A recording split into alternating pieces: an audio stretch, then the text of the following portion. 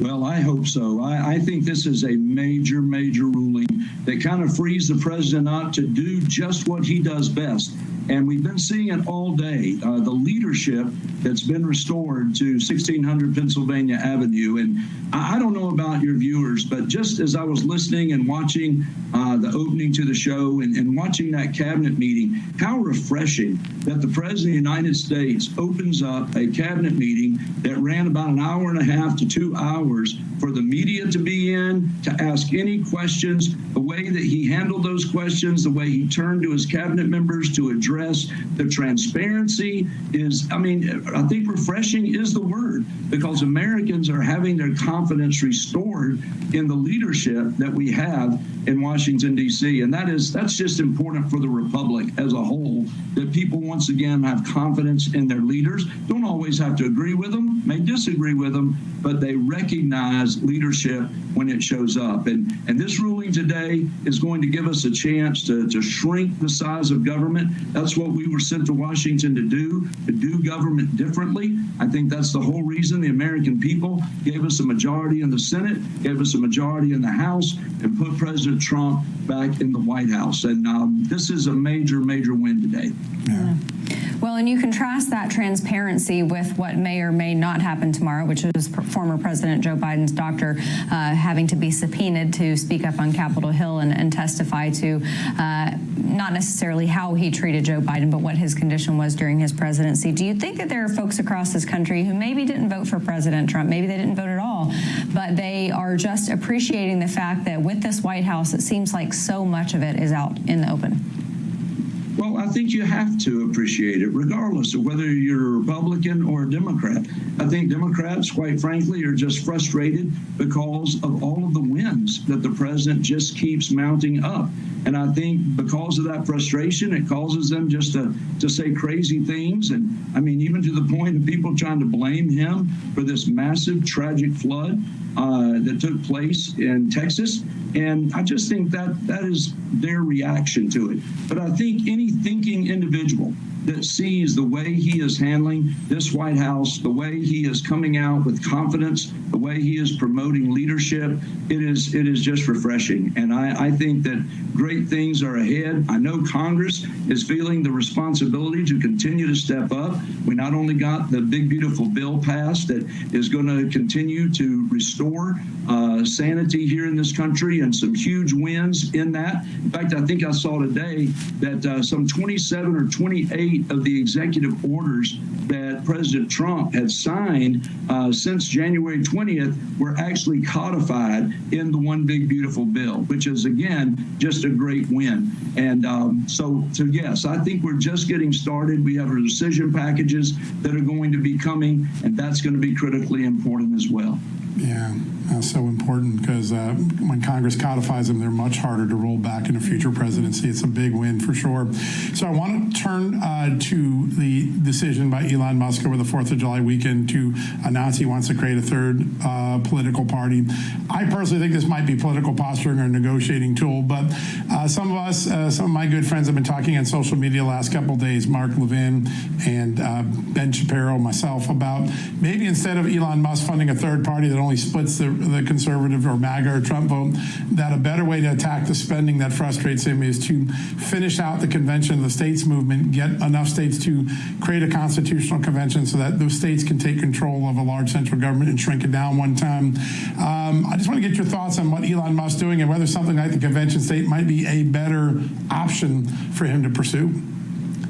Well, John, I think it's a great suggestion. Honestly, I think a lot of us were very frustrated, a little bit surprised to hear Elon Musk announce that he was going to form a third party. And I know, if you've been around politics any length of time, this never ends well. It never gets off the ground. It would be a lot of money, a lot of time, a lot of effort put into something that I just don't see happening. And he would be better off to use it. Look, the work that Elon Musk did when he came into this administration, getting DOGE off the ground, I cannot tell you the excitement, and go back to what I said earlier about the confidence that American people were having restored in them, just as we saw DOGE going to work for the first time in probably nearly nearly 100 years since many of these federal agencies were formed, DOGE was going in, looking under the hood, and giving Americans a snapshot of just how these groups were spending their money, how these agencies were functioning. Yeah. And it was very, very eye-opening to a lot of people. And so, I mean, that's incredible work. And as I said, we've still got work to do to finish what DOGE has gotten started. We just got the first rescission package, which took care of the USAID and NPR and those kind of things. PBS are part of that $9.4 billion rescission package we passed in the House, but we still got to get that done in the Senate. And so hopefully Senator Thune's going to get that on the floor, and they're going to go ahead and get that passed. But there are many more that are yet to come, and a lot of it must be credited to the work that DOGE did when they got started. So Elon has done a lot of yeoman's work that I think Americans have appreciated, and there's just better ways. There's a process here that we've got to follow, and I think running out, reacting with a third party is far more reactionary than it is solid thinking in how we move our nation forward. We don't need something that's going to divide conservatives. We don't need something that's going to divide those that want to see our republic restored to its strength once again. And I just believe that effort would be just that. I think the suggestion that you're tossing out about putting that kind of effort into a convention of the states would be well worth it and well spent, because we've got a number of states that have approved that same language and have passed those resolutions to call for that convention of the states. Huge. Sir, there's a major threat that it seems this administration definitely does recognize: agroterrorism, obviously that substance that was revealed a few months ago by the Chinese agents, but also the purchasing of Chinese farmland. We're seeing this in every sector, but the Trump administration took a very strong stand on that today. Pretty historic, don't you think? Oh, I think it's historic. I think Brooke Rollins is doing a phenomenal job.